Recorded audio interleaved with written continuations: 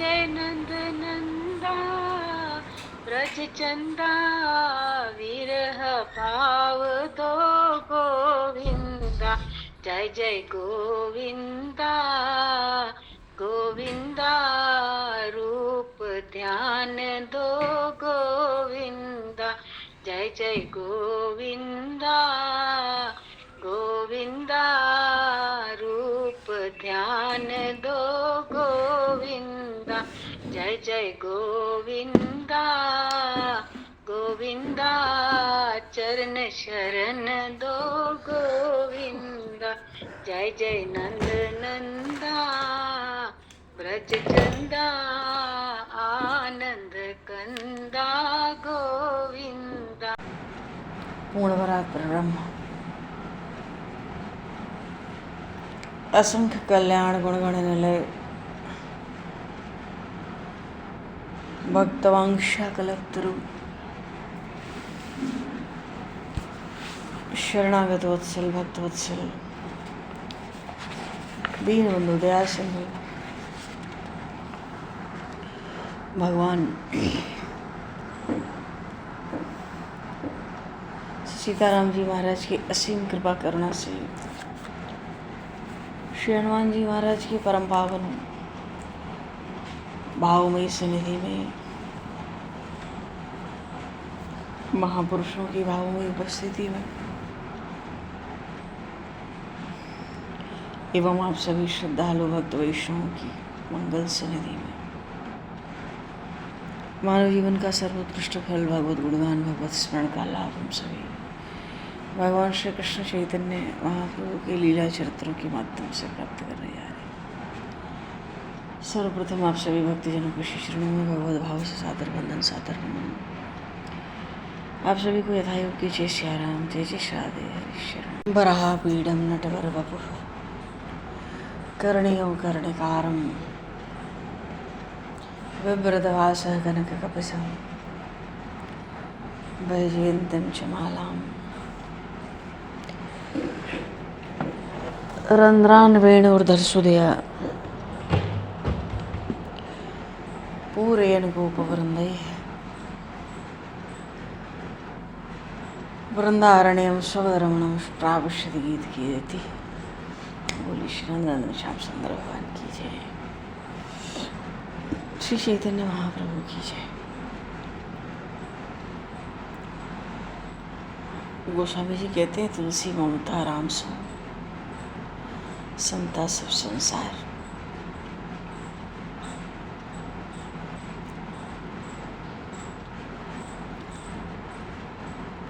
देवता मनुष्यों को बुद्धि देते हैं,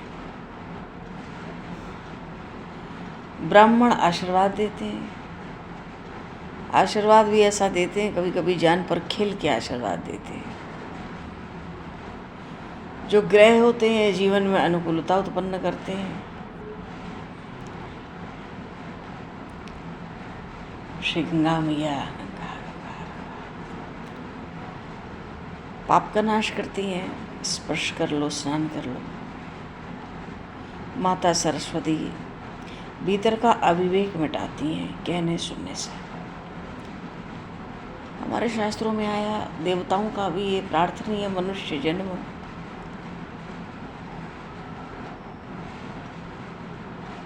और उसमें भी श्रेष्ठ यदि ब्राह्मण शरीर प्राप्त है और फिर भी उसका जीव अनादर करे तो मनुष्य का जो सच्चा स्वार्थ परमार्थ है उसका नाश होता है और वो अशुभ गति को प्राप्त होता है।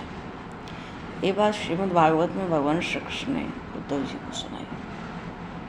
और कोई भी जीव भवसिंधु से पार होना चाहता है तो वैराग्य ही नौका है, क्योंकि जब तक राग कहीं भी है तब तक भगवान में पूरा नहीं हो सकता। अगर भगवान में पूरा राग हमारा नहीं है तो स्पष्ट है कि वो राग कहीं न कहीं है, जाने अनजाने है। कुछ न कुछ हम चाहते हैं, कोई अपने अनुसार परिस्थिति चाहते हैं या कोई वस्तु पदार्थ चाहते हैं, बढ़िया भोजन चाहते हैं कि बढ़िया वस्त्र चाहते हैं कि खूब धन चाहते हैं, कुछ तो चाहते हैं। क्योंकि राग कहीं है, इसलिए वैराग्य हो नहीं रहा। तो वैराग्य को कहा गया है संसार सिंधु से पार होने की नौका।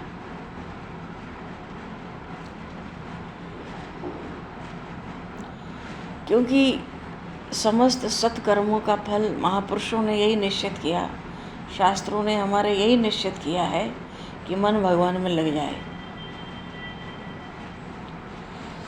तो मन जितना शांत होगा, समाहित होगा, तो उसको अपने सब सत्कर्मों का फल प्राप्त हो गया समझ।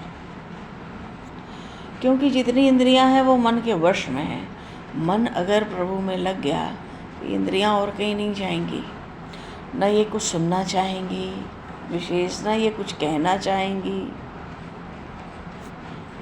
न ये कुछ और पाना चाहेंगी। आँख बाहर देखना नहीं चाहेगा, प्रभु को ही देखते रहेंगे नेत्र। कान संसार की बातें प्रपंच नहीं सुनना चाहेगा, प्रभु की लीला कथा सुनेगा। नासिका से बढ़िया बढ़िया सुगंध लेने की भी इच्छा नहीं होगी। प्रभु के चरणों में तुलसी और सुगंधित पुष्पों का जो उनकी जो सुगंध है, धूप की सुगंध है, वही नासिका लेना चाहेगी। हाथ भी संसार के लिए, शरीर के सुख के लिए चेष्टा नहीं करेंगे। फिर हमारे यह हाथ प्रभु को की सेवा में उनको कैसे सुख होवे उसके लिए चेष्टा करेंगे। चरण भी व्यर्थ डोलकर प्रसन्न नहीं होंगे। ये प्रभु की ओर, प्रभु के भक्तों की ओर, कथा सत्संग की ओर बढ़ के ही प्रसन्न होंगे। स्पर्श भी प्रभु का ही अच्छा लगेगा। कहने का भाव है अगर मन भगवान की ओर लग गया हमारा, तो और इंद्रियों को कुछ नहीं करना है। वो सहज, क्योंकि सारी इंद्रियां मन के वश में हैं। जहाँ मन होगा, मन हुआ बढ़िया खा लो, सब इंद्रियां उधर दौड़ने लगती हैं। आँख ने देख लिया बढ़िया बढ़िया वस्तु, खा लो भाई। जिह्वा पहले ही स्वाद लेना शुरू कर देती है, मुंह में पानी आ जाए, पालो भाई। हाथ चेष्टा शुरू कर देते हैं, कैसे पावें, कैसे बनावें, कैसे लावें। चरण उसके अनुसार पैर चलना शुरू कर देते। तो ये स्पष्ट है कि हमारी सारी इंद्रियां मन के वश में हैं। और अगर मन भगवान में लग गया, भगवान की ओर मुड़ गया, तो ये इंद्रियां अपने आप मुड़ जाएंगी। इनको अलग से लाना नहीं पड़ता। इंद्रियां सहज मन का ही अनुगमन करती हैं। मन संसार में, मन को संसार अच्छा लगेगा, परिवार अच्छा लगेगा, दुनिया की बातें अच्छी लगेंगी, वो सब इंद्रियां अपने आप वहीं रहती हैं। मन भगवान में लगेगा तो भगवान की ओर मुड़ जाए। भगवान तो कहते हैं सन्मुख होए जीव मुहि जबहि, जन्म कोटि अघनाश है तबहि। कितनी भगवान की बातें कितनी दुर्लभ, कितनी विलक्षण है। एक बार तुम मेरी ओर मुड़ जाओ तो जन्म जन्मांतर के पाप नष्ट हो जाएंगे। ये केवल भगवान की ओर मुड़ने की महिमा है। भगवान के सन्मुख होना मानो भीतर से शरीर संसार को पीठ दिखा देना। अब तो शरीर संसार को रखना है तो केवल अपने ऋण को चुकाने के लिए, पूर्व ऋण, जिसके कारण ये शरीर और संसार हमें प्राप्त हुआ है। शरीर और संसार परिवार बस उसके लिए रह जाता है, एक कर्तव्य का निर्वाह, धर्म का निर्वाह। पर मन के साथ सब वृत्तियाँ, चित्त की सब वृत्ति जब भगवान की ओर लग जाती है मन से, तो इंद्रियां अपने आप पीछे पीछे आ जाती है। मन बहुत बलवान है ना। मन इतना बलवान है, संसार चक्र को यही नचा रहा है, यही चला रहा है संसार को। और इस मन ने ही विषयों की सृष्टि की है, शब्द स्पर्श रूप रसगंध। और ये मन ही सब चेष्टा करता है। इसीलिए हमारे सद्ग्रंथ, भगवान के विविध अवतार, महापुरुषों के उपदेश, उनकी वाणियाँ सब हमें सत्संग के माध्यम से, भगवान के लीला चरित्रों के माध्यम से ये उपदेश देते हैं कि तुम मुड़ो और समय बहुत कम है, भगवान की ओर लगो, उधर चलो, रास्ते अपने आप खुलते चले जाएंगे। जहाँ लगी साधन वेद बखानी, सब कर फल हरि भगति भवानी। भगवान शिव कह रहे हैं जहाँ तक जितने शास्त्र कहे गए हैं, सब जितने साधन शास्त्रों में कहे गए हैं, सबका फल भगवान की भक्ति ही है। समस्त सत्कर्मों का फल भगवान में मन का लग जाना ही है। इंद्रियां मन के वश हैं, मन भगवान के अधीन है, अन्य किसी के नहीं। वस्तुतः मन के संचालक भगवान ही हैं, लेकिन हमारे मन में जैसी कामनाएं वासनाएं उठती हैं, भगवान उसको पूरा करते रहते हैं। वो तो भक्तवांक्षा कल्पतरु।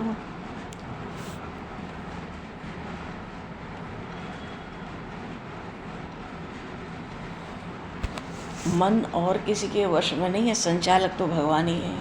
भगवान कहते हैं गीता जी में, इंद्रियों में मन मैं हूँ, और अगर कहीं ये संसार की ओर दौड़ता है तो भयंकर देवता है, सबसे बड़ा शत्रु है मन। आक्रमण असहनीय होता है इसका।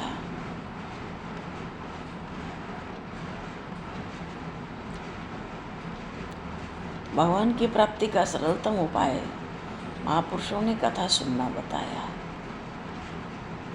क्यों? कान के माध्यम से, गुणों के माध्यम से भगवान सबसे जल्दी भीतर आ जाते हैं, और फिर उनके गुणों का सतत स्मरण।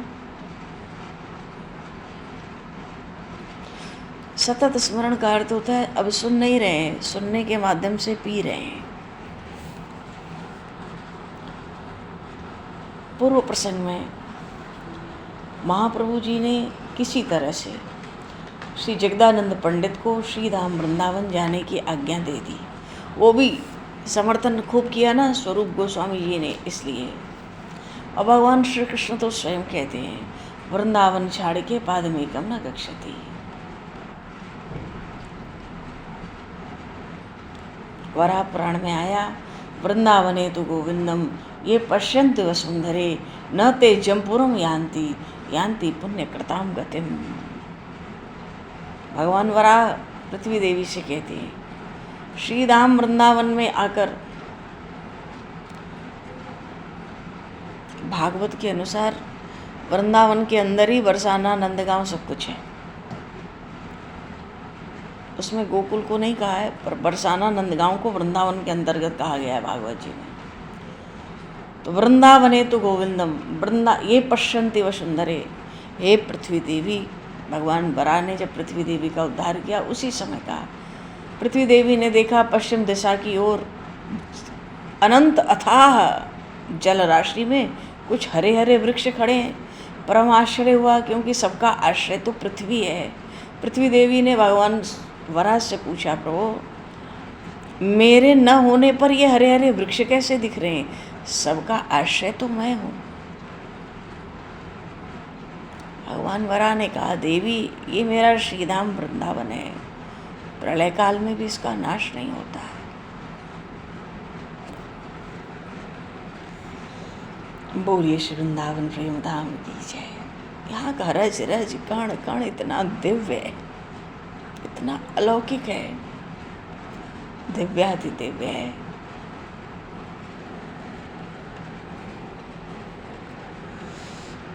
अच्छा, तो हाँ, भगवान कहते हैं वृंदावन है तो गोविंदम। हे देवी, इस वृंदावन की इतनी महिमा है और यहाँ के ठाकुरों की इतनी महिमा है। यदि वृंदावन धाम में आकर पापी से पापी, भयंकर पापी जीव भी एक बार गोविंद जी के दर्शन कर ले, न ते यमपुरम यान्ति, वो मर के नरक नहीं जाएगा। यान्ति पुण्य कृताम गतिम। अब तो वो गोविंद देव जी महाराज जयपुर में विराज रहे हैं। बोलिए श्री गोविंद देव जी महाराज की जय। पर गोविंद देव जी का नाम कहने का आशय ये है कि श्री धाम वृंदावन में 7 ठाकुर स्वयंभू थे, रसिकों के, प्रेमियों के प्रेम से प्रकट भये थे, जिनको कोई ये कह नहीं सकता कभी कि ये मूर्ति हमारे समय बनी है, कि इसका ये इतिहास है, ये प्रमाण है। आज रामलला की काशी विग्रह मूर्ति स्थापित हुई अयोध्या में, पर वो जिस स्थान में स्थापित हुई उसकी दिव्यता इतनी है। पर ठीक है, उस मूर्ति को गढ़ने वाले कारीगर कह सकते हैं हाँ ये मूर्ति हमने बनाई है। पर वृंदावन के जो 7 ठाकुर हैं उनको कोई नहीं कह सकता ये मूर्ति क्या इतिहास है, किस काल में बनी है, किसके द्वारा बनी, कुछ नहीं। इसलिए यहाँ के किसी भी ठाकुर जी का दर्शन कोई कर ले, पापी से पापी जीव कर ले, जीवन में एक बार कर ले, मर के वो नरक नहीं जा सकता। क्योंकि गोविंद देव जी का नाम इसलिए आया इस श्लोक में, वृंदावन हेतु गोविंदम, वराह पुराण में श्लोक है, वृंदावन हेतु गोविंदम। वृंदावन ब्रज की महिमा बहुत से पुराणों में गाई गई है। क्योंकि उस समय जब सप्त ठाकुर यहाँ विराज थे, सप्त निधि जिनको कहते हैं श्रीधाम वृंदावन की, उसमें गोविंद देव जी सबसे प्रधान कहे जाते थे। और रूप गोस्वामी जी सबसे पहले देखो आए हैं श्रीधाम वृंदावन में। श्री बांके बिहारी जी महाराज, जय प्रभु, श्री राधा वल्लभ लाल जी महाराज, श्री राधा रमण लाल जी महाराज, श्री मदन मोहन जी महाराज अब करौली में हैं, श्री जुगल किशोर जी महाराज ये MP में है इस समय, श्री गोपीनाथ जी महाराज ये भी श्री जयपुर में विराज रहे, और गोविंद देव जी महाराज जयपुर में विराज रहे। कहने का भाव है ये जयपुर में ज़्यादातर ये 3-4 चले गए, 3 चले गए। क्यों? कारण ये था कि अकबर, मान सिंह ने अपनी बहन अकबर को ब्याही थी उस समय, इसलिए जयपुर रियासत पर मुगलों की कभी भी क्रूर दृष्टि नहीं हो पाई उस काल में। यही कारण है जब औरंगजेब आया तो यहाँ के ठाकुर जी की रक्षा के लिए, रसिकों के प्राण हैं, सर्वस्व हैं। वैसे भी प्रभु के बिना कुछ है नहीं। तो कुछ ठाकुर जी वहाँ सुरक्षित पहुँचाए गए। बिहारी जी तो वन में प्रवेश कर गए, लाल जी किस वन में प्रवेश कर गए, कोई यमुना जी में प्रवेश कर गए। ऐसे ऐसे उस काल में भी कहने का भाव है ये सब ठाकुर जी थे। और समय पापा कर फिर प्रकट हुए, अपने स्थानों की ओर चले। किसी के नए नए स्थान बने, कोई प्राचीन स्थान में विराजे। इतनी महिमा, कहने का भाव है इतनी। जगदानंद पंडित तो वृंदावन धाम की ओर जा रहे हैं, पर उस धाम की रज रज की, कण कण की इतनी भारी महिमा है कि वाणी में आ नहीं सकती। ये तो रसिक जन ही जाने, उनकी कृपा से कोई जीव जाने, हम लोग तो जीव क्या जानेंगे। इसलिए श्री कृष्णदास ब्रह्मचारी जी कहते थे, अरे धाम का वास करना है तो ऐसे कि खंड खंड हो जाए तन, अंग अंग शतकूट, वृंदावन मत छाड़ी वो है बड़ी चूक। शरीर के टुकड़े हो जाएं और एक एक अंग के 100 टुकड़े हो जाएं, फिर भी वृंदावन मत छोड़ना। और श्री हरिराम व्यास जी महाराज ने तो सीमा पार ऐसी महिमा कही कि वाणी में कोई कह नहीं सकता कि कहाँ कहाँ तक की बातें उन्होंने कह दी कि सब करो पर वृंदावन से बाहर न जाओ। कृष्णदास जी महाराज कहते थे एक पद में, प्रभु सीमा तज बाहर होऊं तोहूं न जाऊं। वृंदावन के आगे बाहर अगर भगवान भी मिले तो मैं नहीं जाऊंगा। प्रभु सीमा तज बाहर होऊं तोहूं न जाऊं, यह सांची न मनमानी को। ये मैं सच कहता हूँ, कृष्णदास जी कह रहे हैं। मैं मनमानी कोई बात नहीं कह रहा हूँ, मैं सत्य कह रहा हूँ। अगर भगवान भी वृंदावन की सीमा के बाहर मिले तो वो भगवान के लिए भी मैं न जाऊँ। प्रभु सीमा तजी बाहर होऊं तोहूं न जाऊं, यह सांची न मनमानी को। रहूं कुंज द्वार दो खेलत सुकुमार। रहूं कुंज द्वार दो खेलत सुकुमार, जहाँ झलमलात वृंदावन रानी को।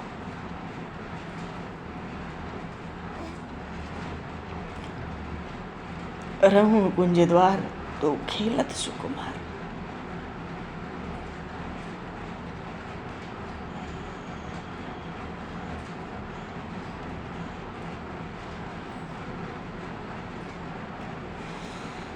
रहूं कुंज द्वार दो खेलत सुकुमार, जहाँ झलमलात वृंदावन रानी को। वृंदावन का कण कण दिव्य है, अलौकिक है। यहाँ की एक रज की जो चमक है, जो उसका प्रकाश है, अलौकिक, कितने हीरे जवाहरातों से बढ़कर है। ये भी कहना बड़ा तुच्छ है। वृंदावन के रज कण की एक महिमा को कहना, वो भी वाणी से परे। प्रभु सीमा तजी बाहर हूँ तो हूँ न जाऊँ, यह सांची न मनमानी को, रहूं कुंज द्वार दो खेलत सुकुमार। यही धाम की महिमा है। अवतार तो त्रेता द्वापर में हुए भगवान रामकृष्ण के, पर वृंदावन में नित्य अवतार है, नित्य लीलाएं। फुर्सत नहीं है ठाकुर जी को यहाँ। प्रभु कृपा करने के लिए इधर उधर दौड़ भाग रहे हैं दिन भर।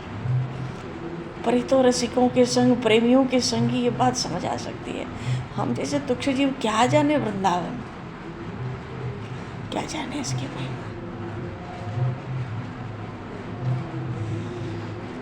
भगवान के प्रेमियों का संग, भगवान के प्रेमियों का के मुख से भगवान के गुणगान,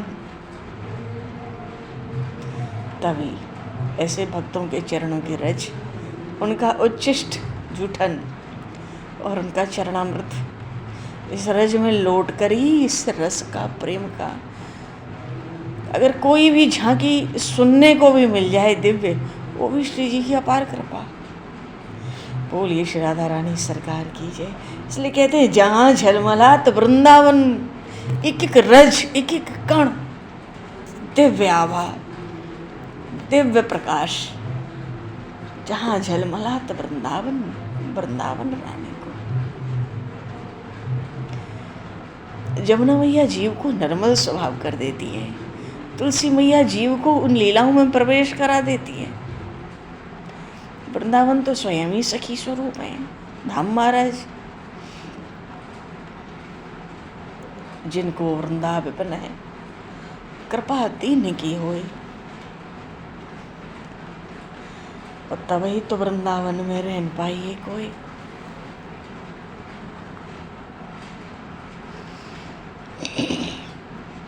कहते ना, त्रिलोकवर्ती तीर्थानाम सेवनाथ दुर्लभाय चिदानंद माय सिद्धे मथुरा स्पर्श मात्रता।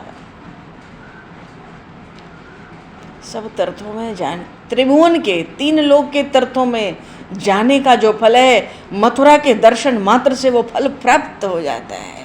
बोलिए 84 कोस ब्रजमंडल धाम की। 84 कोस ब्रजमंडल में जिला तो यही पड़ता है, मथुरा। तो त्रिलोकवर्ती तीर्थानाम सेवनाथ दुर्लभाय ही है। 3 लोक के तीर्थों में जाकर वहाँ सेवन करने का जो फल है, मथुरा के दर्शन मात्र से। स्पर्श मतलब मथुरा स्पर्श मात्रतः, मतलब स्पर्श हुआ मानो दर्शन भी हो गया मथुरा मंडल का, तो सब फल प्राप्त हो गया।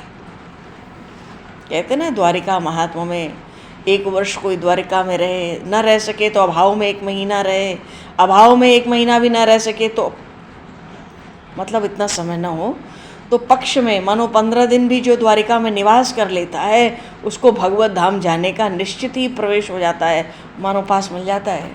ऐसे मानो जैसे कोई कन्फर्म टिकट मिल गई भगवान के धाम में प्रवेश करने के लिए।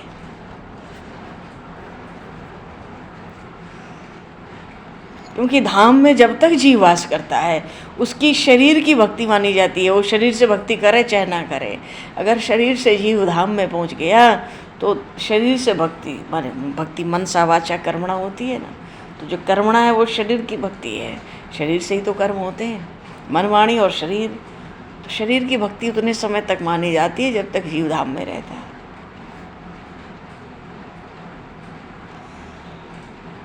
क्या कहते हैं, संवत्सरम वा षड्मासम मासम मासार्ध भेववा।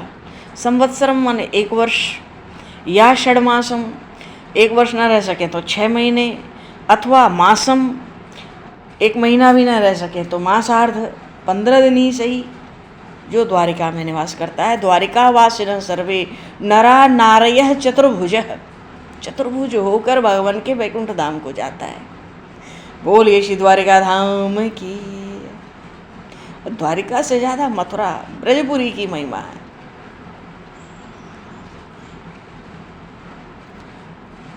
रामस्य नाम रूपम च लीला धाम परात्परम यतः चतुष्टयम नित्यम सच्चिदानंद विग्रह। ब्रज समुद्र मथुरा कमल वृंदावन मकरंद ब्रज वनिता सब पुष्प मधुकर गोकुल चंद। अहो मधुपुरी धन्य वैकुंठ चगरियसी बिना कृष्ण प्रसादेन क्षण में कम न तिष्ठति। मथुरा मंडल को धन्य धन्य कहा गया है, वैकुंठ से बढ़कर कहा गया है, पर वही है भगवान श्री कृष्ण की कृपा के बिना एक क्षण भी कोई यहाँ आ नहीं सकता। अन्येषु पुण्यतीर्थेषु भक्ति देव महाफलम प्रार्थेव हरे दृष्ट्वा मथुरायाम च लभते। अहो मधुपुरी धन्य वैकुंठ च गरीयसी दिन एकम निवासेन हरो भक्ति प्रजायते। कोई मथुरा मंडल मधुपुरी को कहते हैं धन्य धन्य, वैकुंठ से बढ़कर है। क्यों? दिन एकम निवासेन हरो भक्ति प्रजायते। कोई एक दिन और एक रात भी मथुरा मंडल में निवास करता है, कभी न कभी प्रभु की भक्ति प्राप्त करता है।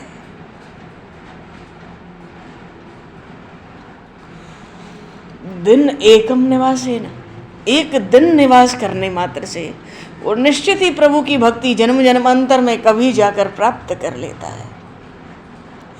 ऐसी मथुरा मंडल की बड़ी भारी महिमा है। भगवान व्यास ने कहा है अहो मधुपुरी धन्य वैकुंठ च गरीयसी दिन एकम निवासेन हरो भक्ति प्रजायते।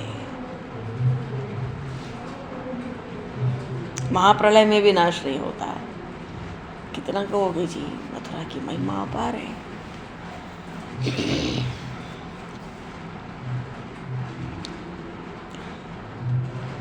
मथुरा की महिमा अपार है, वृंदावन की महिमा अपार है। प्रसंग क्या था? बात ये थी कि जगदानंद पंडित जी श्री धाम वृंदावन की ओर जा रहे हैं। प्रभु के चरणों की रज मस्तक पर चढ़ा लिए, आज्ञा प्राप्त की है। बस एक बार ब्रज रज को अपने मस्तक से लगाने जा रहे हैं। उनको वहाँ वास नहीं करना, ठहरना नहीं है। प्रभु जानते हैं बहुत सरल हृदय का है, क्रोध भी केवल मुझ पर ही करता है। तो महाप्रभु भी उनको खूब समझा बुझा के भेजते हैं, किसी से बात नहीं करना, बस सनातन से मिलना, सनातन को संदेश सुनाना, ब्रजरज अपने मस्तक में लगाना, वहीं पे लौट के चले आना। जब तुम्हें ब्रजरज की इतनी कामना है तो जरूर जाओ। बेलवन में आज भी माता लक्ष्मी तपस्या करती हैं ब्रजरज की प्राप्ति के लिए, ब्रजधाम की प्राप्ति के लिए। केवल प्रवेश है गोपेश्वर महादेव को। बोलिए श्री गोपेश्वर महादेव की जय। अच्छा, सबकी वंदना की जगदानंद जी ने, महाप्रभु के चरणों की रज ली, वृंदावन की ओर चले। भिक्षा मांगते खाते काशी प्रयाग होते हुए वृंदावन पहुँचे। रूप सनातन दोनों भाइयों ने इनका बड़ा सत्कार किया और सदा ही सनातन गोस्वामी जी के साथ रहते थे। उन्हीं को साथ लेकर जगदानंद जी ब्रजमंडल के 12 वनों की यात्रा करते हैं। ब्रज में 12 वने, 12 वनों की यात्रा करते हैं। सनातन जी घर घर से भिक्षा मांग लाते थे, इनको अन्न ला कर दे देते थे, ये अपना खुद बना लेते थे। और सनातन गोस्वामी जी जिन्होंने श्री धाम में मदन मोहन जी को, उनसे इतना लाड़ लड़ाया, इतना लाड़ लड़ाया, इन रसिकों के प्रेम को वाणी में कहना ही बड़ा कठिन है। ये तो वही जाने, प्रेमी और प्रेमास्पद।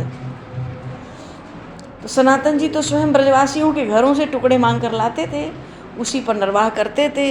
4 रोटी भी मिल जाती तो जमुना जी के तट पे नीचे गाड़ देते और आधी आधी रोटी हफ्ते में 7-8 दिन में जाके जमुना जल में डुबो कर पाते थे।